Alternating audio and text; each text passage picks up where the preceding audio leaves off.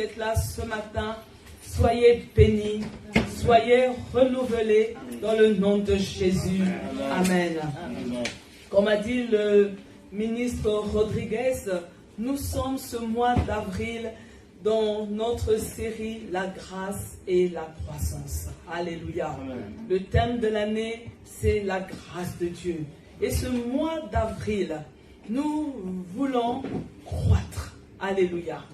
Nous voulons croître pas simplement dans un domaine, mais il y a plusieurs domaines pour lesquels Dieu veut que ses enfants puissent croître en 2023. Alléluia. Nous avons déjà vu la croissance spirituelle, mais nous voulons aussi croître ministériellement. Ça veut dire nous voulons croître dans notre service avec Dieu. Notre service avec Dieu ne peut pas toujours rester statu quo. Il faut qu'il y ait une croissance. Alléluia. Mais nous voulons également, bien-aimés, croître dans nos finances. Nous voulons croître matériellement, mais nous voulons également que le centre Zoé connaisse une croissance. Alléluia. Écoutez-moi, bien-aimés, Dieu veut que chacun puisse croître. S'il s'agit de toi, tu peux dire Amen. Amen.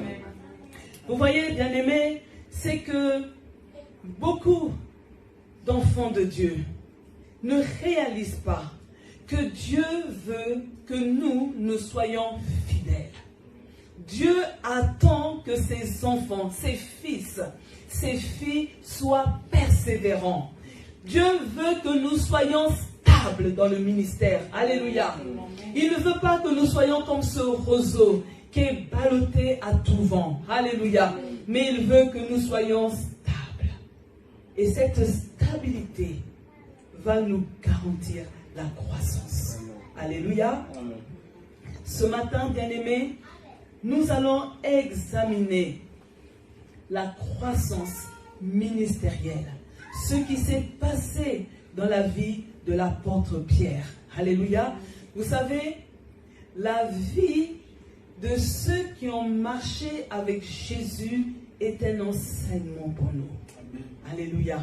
Et seuls ceux qui acceptent d'être enseignables, seuls ceux qui sont prompts à recevoir des conseils peuvent bénéficier de l'apport des disciples d'autrefois. Alléluia.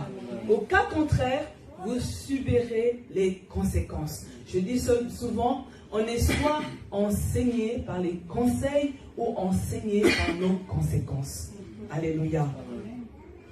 La première chose que nous allons voir ce matin concernant l'apôtre Paul, est-ce que ça va pas avec le micro? Ça va, c'est bon. Ah, mais sinon je prends. Les filles ont raison, les nouveaux micros sont mieux.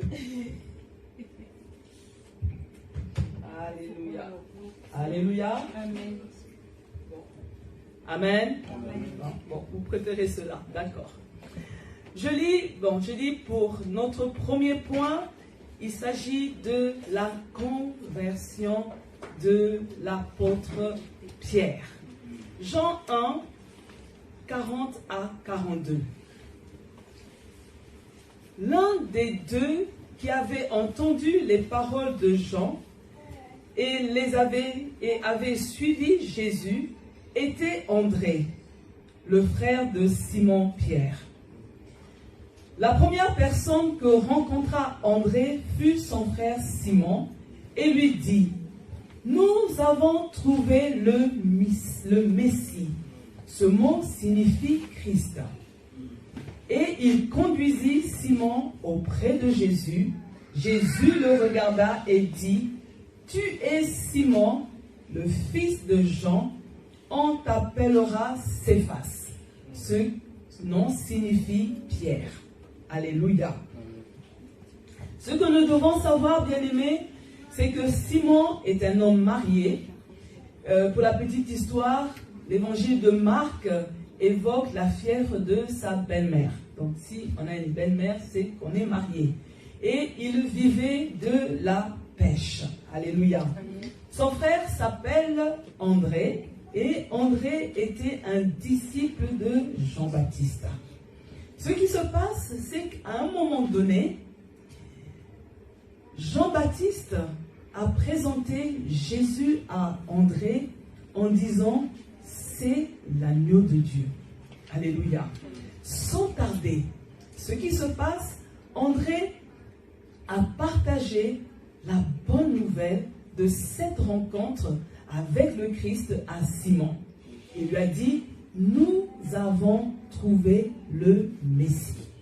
Vous devez savoir qu'à l'époque, les Juifs avaient la promesse qu'il y avait le Messie qui devait arriver. Et chacun était à la recherche de ce Messie. Et lorsque on rencontre le Messie, c'est une bonne nouvelle qu'on ne peut pas garder pour soi, on doit la partager. Et c'est la même chose pour nous. Lorsqu'on fait notre rencontre avec Jésus-Christ, c'est une bonne nouvelle qu'on ne peut pas garder pour soi, il faut la partager autour de soi. Vous voyez, André prend l'initiative de communiquer cette information à son frère, parce que c'est une bonne nouvelle. Une bonne nouvelle, on ne la cache pas, on la partage. Alléluia. Et bien aimés, nous devons être enthousiastes de conduire nos proches vers Jésus. Tu ne peux pas avoir fait la rencontre avec Jésus et ne pas être enthousiaste, motivé de parler de Jésus autour de toi. Je suis en train de dire à une personne que nous devons nous impliquer pour conduire nos proches au bon endroit. Parce que le seul bon endroit, c'est Jésus-Christ de Nazareth. Lui, il connaît nos lendemains. Voyez-vous, André a été le premier à rencontrer Jésus, mais bizarrement, son frère Simon-Pierre a été plus célèbre, plus connu que lui. Quand vous lisez les Écritures, on parle plus de Pierre que de André. Alléluia. Je suis en train de dire à une personne, Dieu a de l'humour. Alléluia. Mais soyez-en sûrs que André a eu sa bénédiction. Parce que si lui n'avait pas accepté d'aller présenter Christ à Simon, peut-être qu'aujourd'hui, on n'allait pas entendre parler de Pierre. On n'allait même pas lire les lettres de Pierre. Alléluia. Donc, bien aimés, lorsque nous partageons Christ autour de nous, n'ayons pas de faux calculs. Acceptons d'être juste ce canal de bénédiction. Dans quelques semaines, vous verrez le bishop Léandre. Pour la petite histoire, il était mon répétiteur en maths et en physique-chimie. Et ce qui se passe, c'est moi qui l'ai gagné au Seigneur. Amen. Et aujourd'hui, il est mon bishop. Amen. Il est mon papa. Amen. Alléluia. Vous avez maman Gisèle qui peut témoigner. Et c'est pour dire à une personne, fais ta part. Amen. Le reste, ça concerne Dieu. Amen. Ce n'est pas parce que c'est toi qui as amené quelqu'un au Seigneur que nécessairement tu seras au-dessus de la personne. Dieu a de l'humour. Il peut t'utiliser juste pour le canal, mais la suite, ça dépend de lui. Vous comprenez? C'est que lorsque André conduit Simon vers Jésus, il pose un acte important. Alléluia. J'aime pas les éponges. Il pose un acte important. Alléluia. La question que je pose, es-tu décidé de poser un acte important en 2023? Alléluia. Intercèdes-tu pour le salut d'une âme? Alléluia. Partages-tu autour de toi ton bonheur d'être enfant de Dieu? Est-ce que tu le partages? Oh Dieu. Vous voyez, ce que nous devons comprendre, bien-aimés, c'est que le message que André a communiqué à Pierre est simple. Il utilise des mots simples, il ne complique pas sa phraséologie, car il veut être compris. Mais aujourd'hui, Je ne sais pas pourquoi. Ceux qui veulent annoncer l'évangile aiment utiliser des grands mots, des tournures de phrases compliquées. Ils aiment impressionner. Non, au commencement, c'est pas comme ça que ça se faisait. Il a communiqué un message simple. Nous avons trouvé le Messie. Je crois simplement, très simple. Je suis en train de dire, bien-aimés, soyons des messagers simples et donnons la possibilité au Saint-Esprit de faire le reste. Parce que souvent, lorsque on veut impressionner, on veut mettre des tournures compliquées parce que nous pensons que ce sont nos mots, que ce sont nos phrases qui vont faire que les gens viennent à Christ. C'est le Saint-Esprit qui touche les cœurs. C'est le Saint-Esprit qui convainc. Alléluia. Maintenant, bien-aimés, nous devons toujours laisser le Saint-Esprit se charger du reste. Et toi, tu arroses tout par la prière. Mais n'oublions pas, bien-aimés, c'est que Jésus, il voit le présent, mais il voit aussi le futur. Lorsque Jésus voit Simon, il voit sa faiblesse. Alléluia. Il voit son instabilité d'aujourd'hui. Mais la bonne nouvelle, c'est qu'il entrevoit le potentiel à venir par l'intermédiaire de la grâce.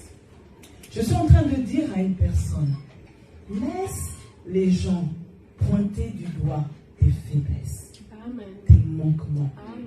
Mais n'oublie pas ceci, c'est que Jésus, lorsqu'il te regarde, il voit un potentiel à toi qui va éclore par sa grâce. Amen. Alléluia. Vous voyez, Simon veut dire roseau agité. Ça indique une instabilité ministérielle. C'est pourquoi Jésus, dès la première rencontre, il fait une chose. Il pose un acte prophétique. Il change son nom pour dire qu'à présent, maintenant, tu vas t'appeler Pierre. Pierre qui veut dire stabilité, solidité. Alléluia. Je suis en train de dire que Jésus est en train d'annoncer à Simon la fin de sa nature instable, la fin de sa nature changeante, parce qu'il voit qu'il va devenir quelqu'un de stable et de solide. Alléluia. Bien-aimé, le Seigneur connaît toutes choses. Et je suis en train de dire à une personne, son désir cette année, c'est de faire ressortir le potentiel qui est caché en toi. Et à toi de te laisser façonner par Dieu. La deuxième chose que nous enseigne la vie de Pierre, c'est son cheminement ministériel. Vous voyez, Pierre a été témoin de la pêche miraculeuse. Luc 5, le verset 4 à 6 nous dit, quand il a fini de parler, il dit à Simon, avance là-bas où l'eau est profonde et jetez vos filets pour attraper du poisson. Simon lui répond, Maître, nous avons travaillé toute la nuit sans rien prendre. Mais tu nous dis de jeter les filets, je vais le faire. Ils jettent les filets et ils prennent un très grand nombre de poissons. Leurs filets commencent à se déchirer. Ce qui se passe, bien-aimé, dès le début, Pierre apprend que Jésus a la possibilité d'exécuter toutes les paroles qui sortent de sa bouche. Alléluia.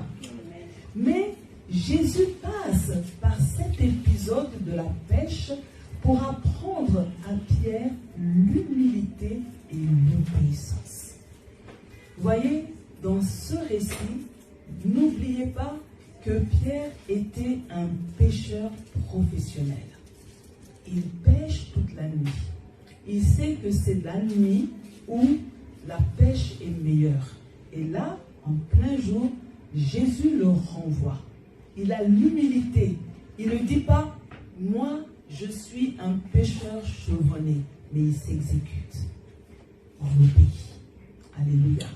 Et on comprend, bien aimé, que dans le cheminement du ministère, quand tu veux croître, tu dois apprendre l'humilité et l'obéissance. La deuxième chose, bien aimé, Pierre est témoin de la guérison de sa belle-mère. Vous voyez, Marc 1, 30 à 31 nous dit, la belle-mère de Simon est couchée avec de la fièvre. Aussitôt, on parle d'elle à Jésus. Jésus s'approche, il lui prend la main, la fait lever et la fièvre la quitte. Ensuite, la belle-mère de Pierre se met à les servir. Alléluia.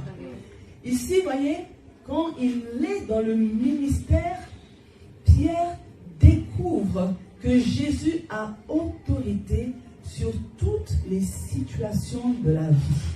Cela veut dire pour chacun de nous, on ne peut pas servir Dieu sans savoir que Jésus est au-dessus de toutes les circonstances de notre vie. Alléluia.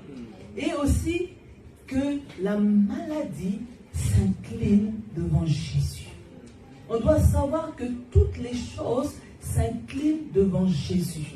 Donc vous voyez, quand Pierre entre dans le ministère, dans ce cheminement, il apprend des choses. La troisième chose, c'est qu'il est témoin d'une résurrection. Marc 5, 37, voici ce que nous dit la parole de Dieu. Il ne permet à personne de l'accompagner sauf à Pierre, Jacques et Jean, le frère de Jacques. Les gens se moquent de lui, c'est-à-dire de Jésus. Alors qu'il fait sortir tout le monde, il prend avec lui le père et la mère de l'enfant et ses 3 disciples. Ils entrent dans la pièce où est la petite fille se trouve. Il la prend par la main et lui dit, Talitha koumi. Cela veut dire, petite fille, je te le dis, lève-toi. La petite fille se lève tout de suite et elle se met à marcher. Elle a 12 ans. Ceux qui sont là sont très étonnés. Voyez, Pierre fait partie des disciples les plus proches de Jésus. Je suis en train de dire à une personne que si tu as le privilège d'être proche de l'autorité que Dieu a établie dans l'Église, sois attentif. Ce n'est pas un hasard. Les disciples étaient 12 et Jésus avait 3 qui étaient proches. Alléluia. Les proches sont souvent au courant de certaines choses. Les proches ont la primeur de certaines choses. Les proches accompagnent. Alléluia. Et vous voyez, Jésus leur demande de les accompagner dans la chambre mortuaire. Je me demande dans quel état étaient ces 3 disciples. Parce que il y avait un cadavre et ils ne comprenaient pas. Mais tout ça, c'est l'instruction que Jésus était en train de donner à Pierre. Parce que c'était motivé par la croissance de son ministère. Et il voit la résurrection. Alléluia. Et là, il apprend quelque chose. Ça veut dire, bien aimé, que quand tu veux croître dans ton service avec Dieu, il faut que tu sois attentif. Parce que parfois, on ne va pas te dire, ce chemin, c'est pour t'enseigner quelque chose. Mais c'est toi qui dois être disposé à recevoir l'enseignement. Pierre aurait pu dire, ah non, moi je ne rentre pas dans une chambre mortuaire. Il serait passé à côté de quelque chose. Mais dans l'obéissance, sans rien comprendre, il a suivi. Et il a vu que Jésus était capable de ressusciter un enfant qui est décédé. Alléluia. La 4e chose que Pierre apprend dans le cheminement de son ministère, c'est qu'il est témoin d'une guérison inattendue. Luc 8, 44 à 46, vous voyez, elle arrive derrière Jésus, Elle touche le bord de son vêtement. Aussitôt, son sang s'arrête de couler. Jésus demande, qui m'a touché? Tous répondent, ce n'est pas nous. Pierre dit, Maître, ce sont les gens autour de toi qui te serrent. Mais Jésus dit, quelqu'un m'a touché. Oui, j'ai senti une force qui était sortie de moi. Alléluia. Vous voyez, lorsque vous lisez entre les lignes, vous réalisez que Pierre est en train de dire à Jésus, je trouve ta question stupide. N'est-ce pas? Tu es là, la foule te bouscule partout, il y a un nombre incalculable de personnes autour de toi, et tu es là, tu sois touché par les gens. Mais Jésus était en train d'enseigner à Pierre qu'il a détecté un toucher de foi, qu'il a détecté un toucher spécial qui a fait sortir une force en lui. Tout ça. Vous voyez, si Jésus avait appelé Pierre pour lui dire, ah, tu sais qu'il est possible qu'une force sorte de moi, c'est du charabia. Mais il fallait des choses pratiques. Parce que la pratique nous fait gagner du temps. On prend une vitesse accélérée. La cinquième chose que, dans le cheminement du ministère de Pierre, c'est que Pierre marche sur les eaux. Matthieu 14 sur l'eau. Matthieu 14, 28 à 29. Alors Pierre dit, Seigneur, si c'est bien toi, donne-moi l'ordre de venir vers toi sur l'eau. Jésus dit, viens. Pierre sort de la barque et il se met à marcher sur l'eau pour aller vers Jésus. Vous voyez, ce que Pierre découvre, c'est que Jésus accorde ce qu'il ordonne. Pierre a appris qu'il ne faut jamais détourner ses yeux de Jésus. Parce que lorsqu'il a détourné ses yeux de Jésus pour considérer la tempête, pour considérer les vents, il s'est enfoncé. La sixième chose, bien aimé, c'est que Pierre a la révélation du Messie. Vous voyez, tout ce qu'il a vu, quelque chose s'est passé. Ses yeux se sont ouverts. Alléluia. Tout ce qu'il a expérimenté avec Jésus lui ont ouvert les yeux.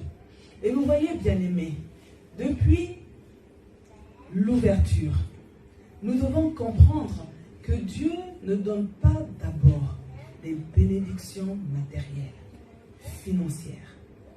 Certains ont vu des miracles, mais Dieu aussi veut que nos yeux s'ouvrent. Il y a des écailles qui doivent tomber de nous. Matthieu 16, 15 à 17 dit, Jésus leur dit, mais vous, qu'est-ce que vous dites que je suis? Simon-Pierre lui répond, tu es le Messie, le Fils du Dieu vivant.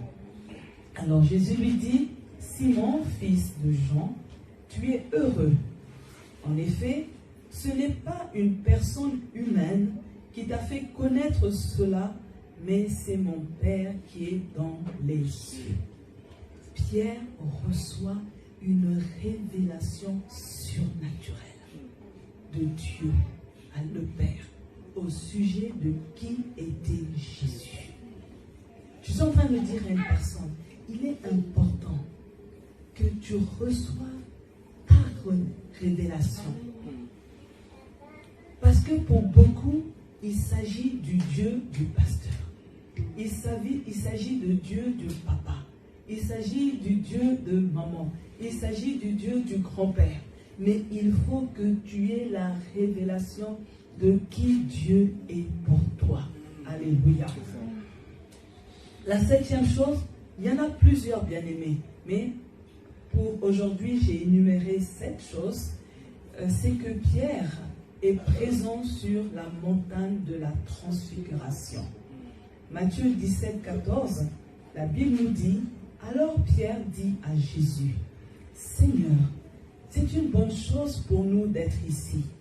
Si tu le veux, je vais faire ici 3 abris, un pour toi, un pour Moïse et un pour Élie. Pierre a participé à un événement important dans sa vie, car il a vu la gloire du royaume à venir.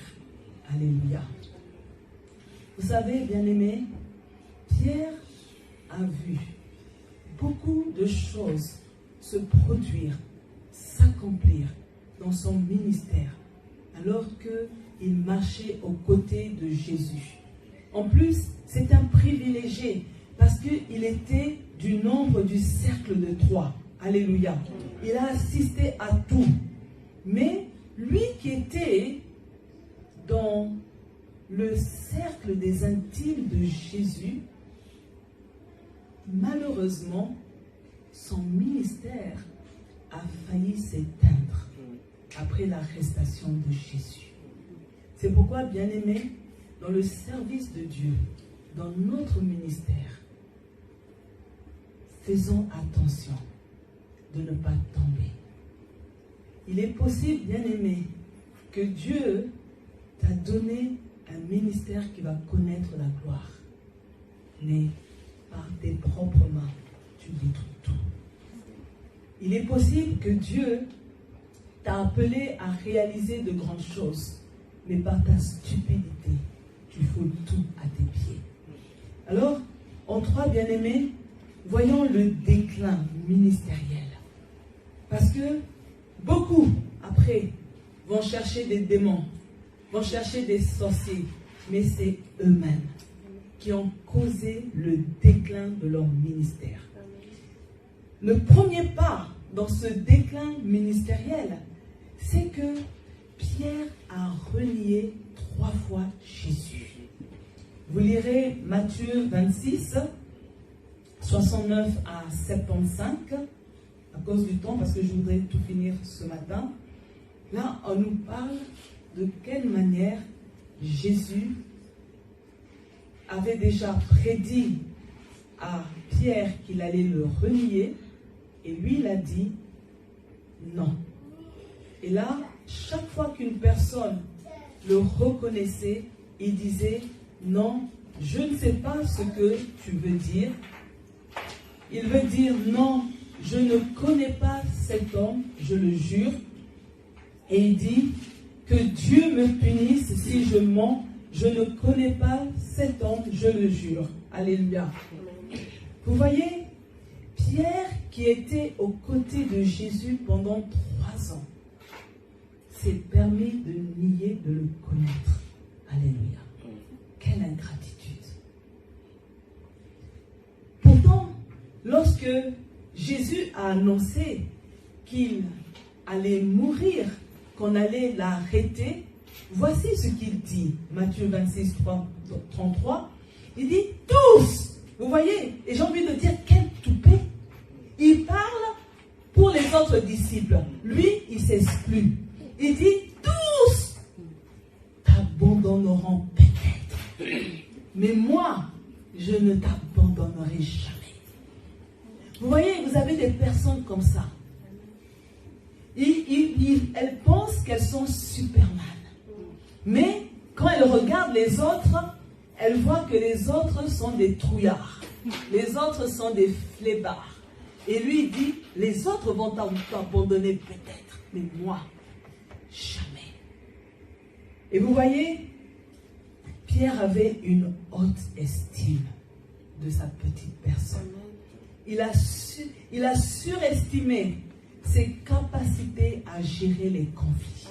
Il se croyait au-dessus de la mêlée. Vous voyez, lorsqu'il regardait les autres, il les regardait comme des moins que rien.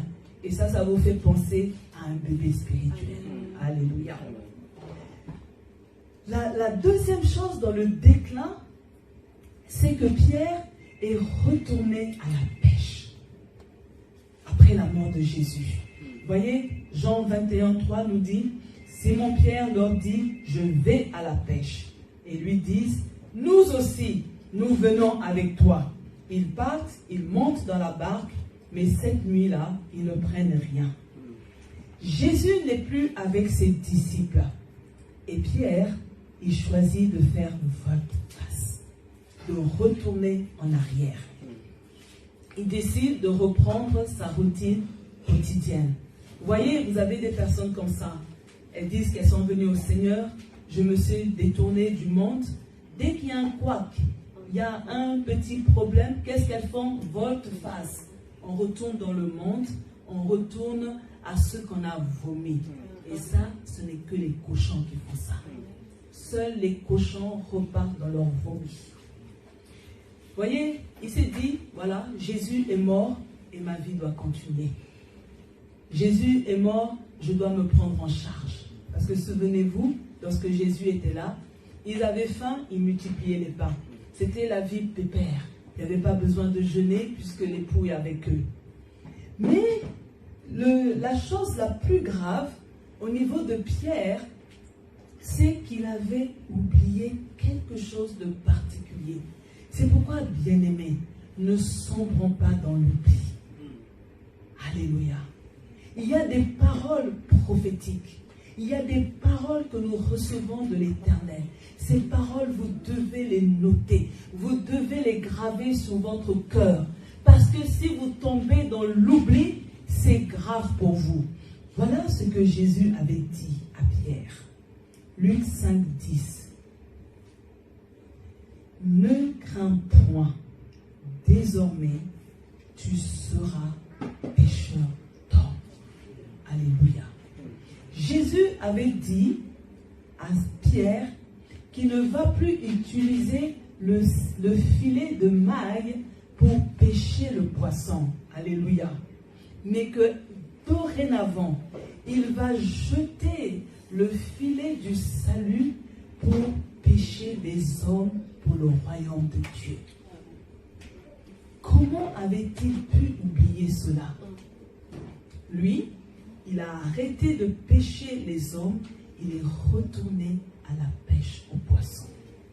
La troisième chose, bien aimé, dans ce déclin, c'est que Pierre a rejeté le plan de Dieu pour la mort rédemptrice de Jésus. Matthieu 16, 21 à 23, quand Jésus annonce à ses disciples qu'il va connaître beaucoup de souffrances, qu'on va le faire mourir, il dit même que le troisième jour, il va ressusciter des morts. Pierre lui fait des reproches. Il fait des reproches à Jésus. Et il promet à Jésus qu'il va le protéger parce qu'il ne veut pas que cela arrive. Et là, la réaction de Jésus, elle est très forte. Je dirais même violente. Il lui dit, arrière de moi, Satan. Alléluia. Pourquoi? Pierre qui savait que Jésus est le Fils de Dieu, il a été témoin de plusieurs miracles, il n'accepte pas que Jésus le quitte. Parce qu'il veut continuer à bénéficier de tout ce que Jésus peut lui apporter. Il ne réalise pas que ce qu'il dit, que ce qu'il veut faire va à l'encontre du plan salvateur de Dieu pour l'humanité. Parce que si Jésus n'était pas passé à la croix, il n'était pas possible que nous soyons sauvés. Il voulait empêcher le plan de Dieu. Je suis en train de dire à une personne, en absence de tout discernement, nous parlons comme le diable. Lorsque nous n'avons pas le discernement, nous faisons l'œuvre du diable. Même si cela semble bon. Parce que quelqu'un qui est ignorant va dire, mais il n'y a rien de mal dans ce que dit Pierre. Il veut protéger Jésus. Alléluia. Il veut le défendre. Il veut empêcher qu'il meure. Mais c'était le programme du diable. Parce que le diable ne voulait pas que vous et moi, nous soyons sauvés. Notre salut est passé par la croix. Alléluia. Il fallait que Jésus aille à la croix, qu'il meure, le troisième jour qu'il ressuscite. Et là maintenant, il pouvait dire que nous sommes sauvés parce que Jésus a permis que nous soyons réconciliés avec Dieu. Alléluia. La quatrième chose de ce déclin ministériel, c'est que Pierre a coupé l'oreille de l'homme qui est venu arrêter Jésus. Et vous lirez ça dans Jean 18, le verset 10 à 11. Vous voyez, il y a cet homme qui vient et Pierre, il sort son épée et il coupe l'oreille. Cet homme s'appelle Malchus, tristement célèbre. Mais Jésus a demandé à Pierre de ranger son épée. Et il a fait le miracle pour que l'oreille soit recollée. Vous voyez, Pierre emprunte le chemin de la violence. Et il s'oppose au chemin de l'obéissance du plan de Dieu. Je suis en train de dire, bien-aimé, que son intelligence spirituelle était voilée par son obstination à refuser la mort de Jésus. Vous voyez, plusieurs personnes, parce qu'elles sont obstinées, elles sont incapables de recevoir les conseils. Elles sont incapables de discerner le bien du mal. Elles sont incapables de voir les pièges du diable. Elles sont incapables de reconnaître l'œuvre de Satan parce qu'elles sont obstinées. Que ce matin, Dieu nous sorte de l'obstination au nom de Jésus. Amen. Maintenant, bien-aimés, et c'est là qui est le cœur de mon message ce matin, parce que finalement, on peut se poser des questions. Comme, comment Jésus, Fils de Dieu, a-t-il pu choisir Pierre pour l'introduire dans le ministère? Comment une personne ingrate, une personne butée, a pu être le disciple de Jésus, pire encore, un intime, parce qu'il était dans le cercle de Troie. Alléluia. Mais bien aimés, comprenons ceci. Dieu a voulu que Pierre puisse croître dans le ministère avec toutes ses faiblesses. Je suis en train de dire à une personne, Dieu t'appelle à le servir. Alléluia. Mais quand il t'appelle, il sait que tu as des faiblesses. Mais il sait que ces faiblesses ne sont pas irrémédiables. Il veut te faire croître. Parce que quand tu rentres dans le ministère, dans le service de Dieu, tu ne vas pas rester au même stade. Mais quand tu veux croître, il faut que tu sois enseignable. Alléluia. Vous voyez, bien-aimés, pour croître, Pierre devait apprendre à laisser Dieu prendre les choses en main. Dans le service de Dieu, tu veux croître, laisse Dieu prendre les choses en main. Pierre devait apprendre la gestion de son tempérament passionné et impulsif. Qu'est-ce que tu dois apprendre dans la gestion des traits de ton caractère? Pierre devait apprendre à dépendre de Dieu. De qui dépends-tu? Alléluia. Pierre devait apprendre à ne plus être esclave de la peur, mais à faire totalement confiance à Dieu. Parce que dans le ministère, dans le service de Dieu que tu es en train de faire, tu dois faire confiance à Dieu. Alléluia. Amen. Tu dois apprendre que personne ne peut aider Dieu. Tu dois apprendre que personne ne peut contrecarrer les plans de Dieu.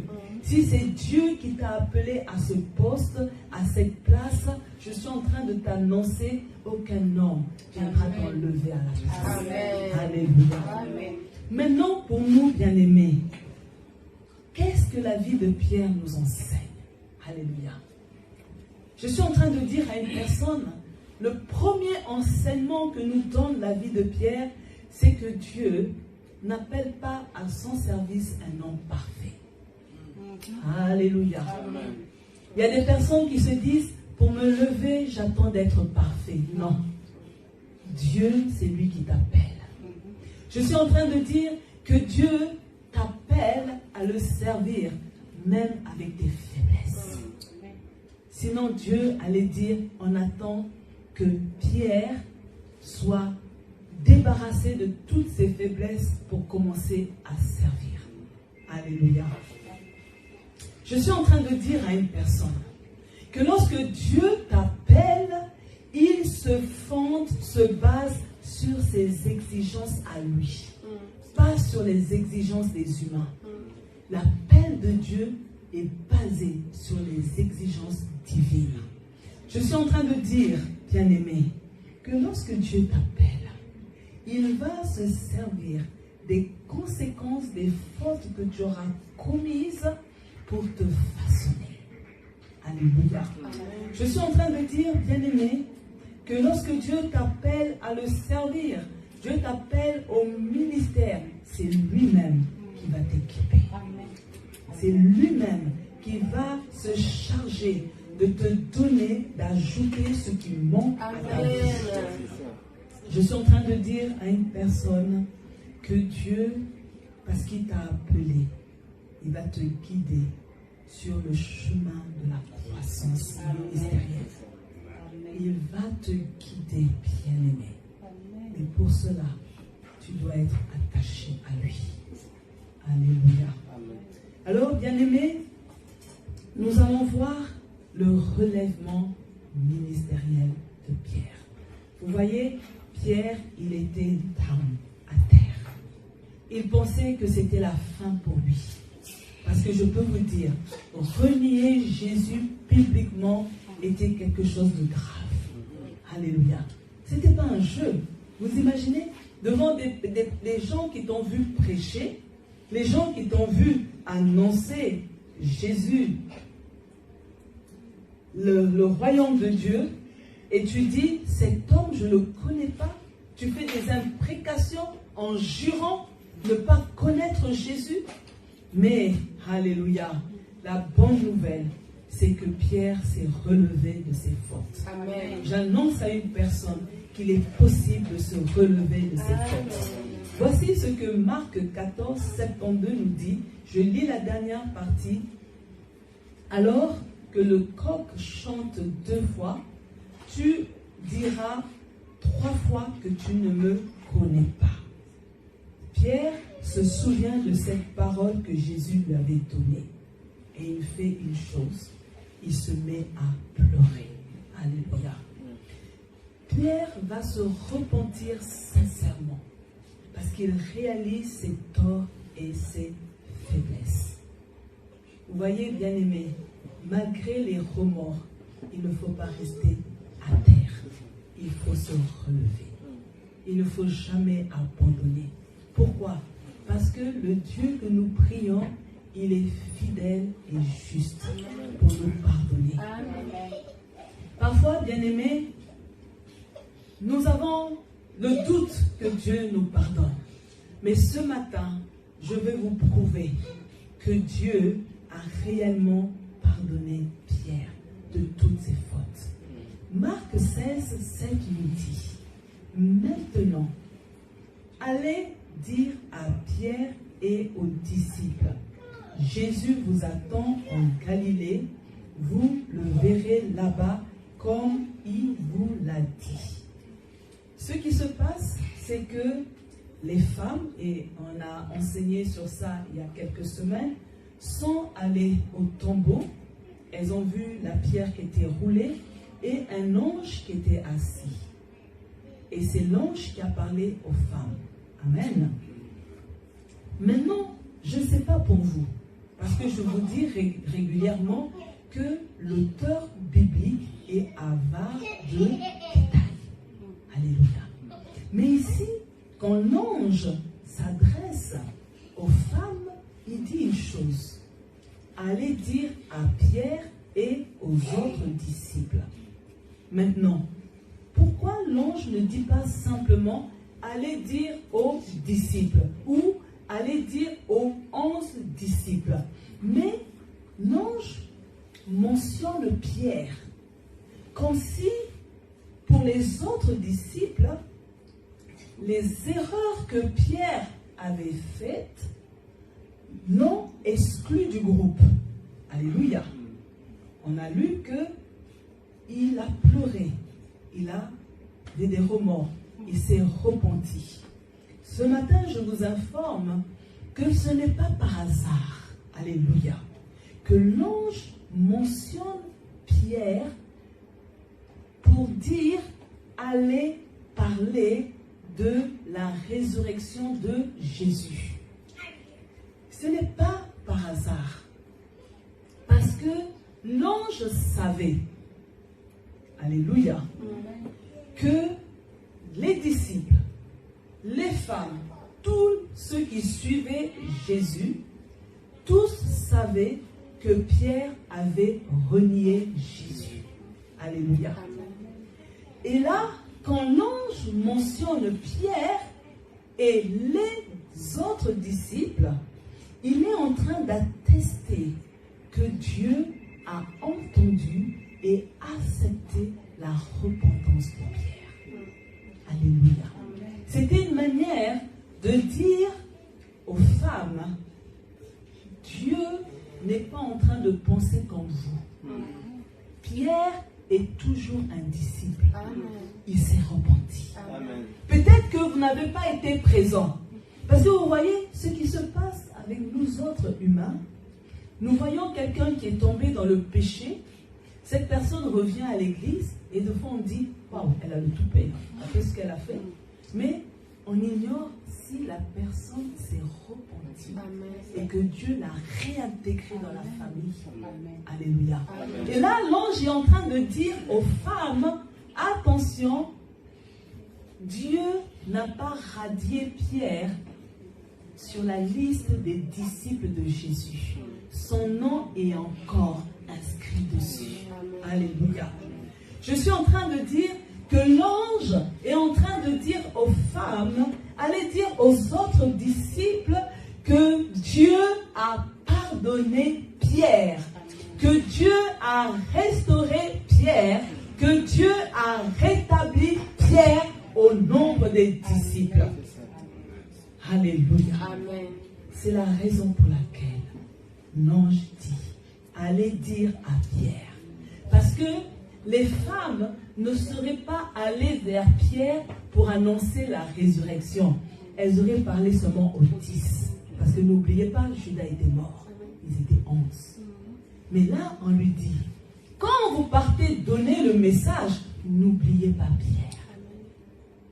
Il est encore des nombres. Alléluia. Dans le relèvement ministériel, ce qu'on apprend encore, c'est que Pierre a été rempli du Saint-Esprit. Je suis en train de dire à une personne, dans cette croissance, ne reste pas à terre. Cherche à être rempli du Saint-Esprit. Vous voyez, bien-aimés, Acte 2, 14 à 15, je vais lire. Alors Pierre, debout avec les 11, se mit à dire d'une haute voix, frères juifs, et vous tous qui habitez à Jérusalem, vous devez comprendre ce qui se passe et écoutez bien ce que je veux dire. Ces gens ne sont pas ivres comme vous le pensez. En effet, il est seulement 9 heures du matin. Pardon. Ce qui se passe, bien-aimé, lui qui avait renié Jésus, il prend maintenant la tête du groupe. Il est maintenant courageux. Alléluia. Il est capable d'affronter la foule et de contester les accusations d'ivresse. Pourquoi? On voit que Pierre, il est maintenant sûr de lui. Il n'a plus peur du qu'en dira-t-on. Il n'a plus peur des réactions imprévisibles de la foule. Vous savez, la foule peut vous envoyer des tomates, des pierres, mais il n'a plus peur. Il parle avec assurance. Qu'est-ce qui s'est passé? Parce que Pierre maintenant, il sait qu'il doit compter sur Dieu. Qu'est-ce qui fait la différence? Vous voyez, c'était le jour de la Pentecôte. Ils ont été remplis du Saint-Esprit. Il y a eu l'infusion du Saint-Esprit. Et c'est ça qui fait cette transformation. Tu vas être transformé en quelqu'un d'autre. Tu as besoin du Saint-Esprit. Ton ministère ne peut pas décoller, ne peut pas croître sans la main, la touche du Saint-Esprit dans ta vie. La dernière chose que nous voyons, bien-aimés, c'est que Pierre est devenu un prédicateur hors pair. Alléluia. Acte 2, 41. Ceux qui acceptent la parole de Pierre se font baptiser. Ce jour-là, à peu près 3000 personnes s'ajoutent au groupe des croyants. Pierre prêche le Christ Jésus avec audace. Et environ 3000 personnes ont donné leur vie au Seigneur. Qui dit mieux? Alléluia. Amen. Qui dit mieux? Alléluia. Amen. Vous imaginez, par une seule prédication, lui qui était un trouillard, quelqu'un de faible, qui a même pu oublier tout ce qu'il a vu de ses propres yeux que Jésus a fait, lorsque il se relève, son ministère prend une autre tournure. Je suis en train de dire à une personne, si ça brûle dans ton cœur, ton service avec Dieu doit prendre une autre tournure. Cet homme, par une seule prédication, a amené toutes ces personnes à Jésus. Waouh! Ces personnes font l'examen de leur vie et elles se tournent sans hésitation vers Jésus. Ces personnes se font baptiser. Elles ont reçu le pardon des péchés et elles-mêmes reçoivent le Saint-Esprit. Je suis en train de dire à une personne, pour que ton service avec Dieu décolle, ton ministère, parce que quand on parle de ministère, les gens voient seulement un des 5 ministères. Mais le service avec Dieu, alléluia, ce que tu fais pour Dieu, je suis en train de dire que ça doit croître, soit doit atteindre un autre niveau. Je suis en train de dire aux filles de l'équipe de louange, à vous mesdames, que lorsque vous chantez, à un moment donné, que nous on ne se rende pas compte que vous êtes qu'à 2, mais parce que vos voix soient associées à celles des anges, ça prend une autre dimension. Alléluia. Que Dieu vous donne des chants inspirés, que vous commencez à composer pour la gloire de Dieu, parce que votre service pour Dieu décolle, est en train de croître pour prendre une autre tournure, une autre dimension. Alléluia. Bien-aimés, pour conclure, parlons de la croissance ministérielle, de la croissance du service pour Dieu. Dieu veut que nous puissions éviter les erreurs. Alléluia. Vous voyez, Pierre a commis beaucoup d'erreurs. Mais pour ceux qui acceptent les conseils qui sont enseignables, nous pouvons éviter certaines erreurs pour marcher dans la volonté de Dieu. Dieu n'appelle pas quelqu'un dans le ministère pour que ce ministère s'arrête. Dieu n'appelle pas quelqu'un dans le ministère pour que ce ministère ne fleurisse pas. Dieu n'appelle pas quelqu'un dans le service avec Dieu pour que tu finisses tous les jours frustré. Mais il faut qu'il y ait que ça décolle. Comme une courbe exponentielle, c'est en train de croître, de monter. Tu dois voir que tu étais à tel niveau et tu es en train d'arriver à un autre niveau. C'est pourquoi, bien-aimés, nous allons nous lever et nous allons lire ensemble les conseils de l'apôtre Paul aux Philippiens. Philippiens 1 à 8. Philippiens chapitre 2, de 1 à 8. Et c'est ça, bien-aimés, que je voudrais que cette semaine, que vous puissiez prier avec ce passage. Nous aspirons tous à la croissance. Alléluia. Chacun à la maison prendra la version qui lui correspond, mais vous devez savoir que ton service avec Dieu doit croître. Ton ministère doit croître. L'exercice des dons doit être excellent au nom de Jésus. Le Christ te rend fort. Amen. Son amour, quand je dis le Christ te rend fort, quand je marque la pause, vous allez dire Amen. Le Christ te rend plus fort. Amen. Son amour te donne du courage. Amen. Et son esprit vous unit. Amen. Tu es plein de tendresse et de pitié. Amen. Les uns pour les autres. Amen. C'est vrai, n'est-ce pas? Amen. Alléluia. Amen. Eh bien, remplissez-moi de joie en vous mettant d'accord. Amen. Ayez un même amour. Amen. Un même cœur. Amen. Une même pensée. Amen.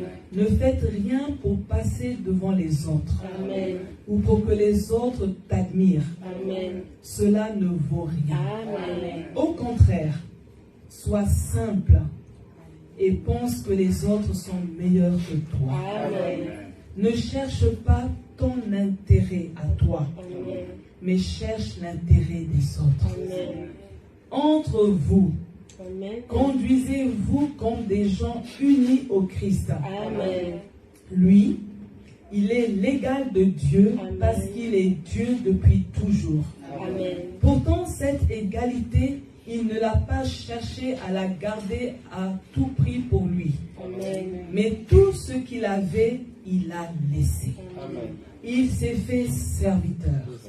Il est devenu comme les hommes et tous voyaient que c'était bien un homme. Amen. Il s'est fait plus petit encore.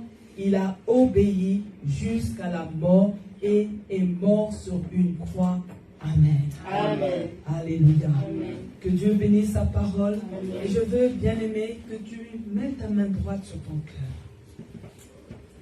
Déjà, tu vas dire merci au Seigneur pour la grâce de pouvoir le servir. Pour la grâce de pouvoir exercer un ministère. Pour la grâce de pouvoir travailler pour Dieu. Dis-lui merci. Et la deuxième chose dans ta prière, tu vas dire, Seigneur, je veux croître ministériellement. Je veux croître dans mon ministère au nom de Jésus.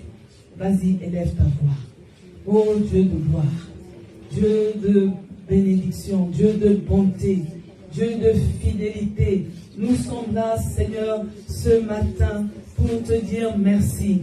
Merci Seigneur parce que nous avons obtenu la grâce Seigneur d'être appelés à ton service. Nous avons eu Seigneur le privilège Seigneur de pouvoir travailler dans ta maison. Nous avons le privilège Seigneur de nous tenir à la chair Seigneur pour ta gloire, pas pour la gloire d'un homme. Seigneur, je te dis merci pour cet appel. Je te dis merci Seigneur pour ce privilège, pour cette grâce Père, de pouvoir Seigneur exercer Seigneur dans ta maison. Nous te disons merci parce que Seigneur tu continues à libérer des grâces sur chacun de nous. Je prie Seigneur que tu fasses pleuvoir sur nos vies. Fais pleuvoir, Seigneur, afin que nos ministères, Seigneur, soient florissants. Je prie, Seigneur, pour la croissance. Je prie, Seigneur, pour la croissance. Seigneur, nous voulons croître dans le ministère. Nous voulons croître dans notre service avec Dieu. Nous voulons nous améliorer, Seigneur, pour toi. Nous voulons, Seigneur, chaque fois t'offrir un service de qualité. Un service, Seigneur, qui te plaît. Au nom de Jésus-Christ. Seigneur, nous voulons quitter la médiocrité. Nous sortons de la médiocrité. Nous sortons de l'à peu près. Nous voulons tout faire avec excellence. Nous voulons tout faire, Seigneur, correctement avec l'aide du Saint-Esprit. Je demande au Saint-Esprit de venir en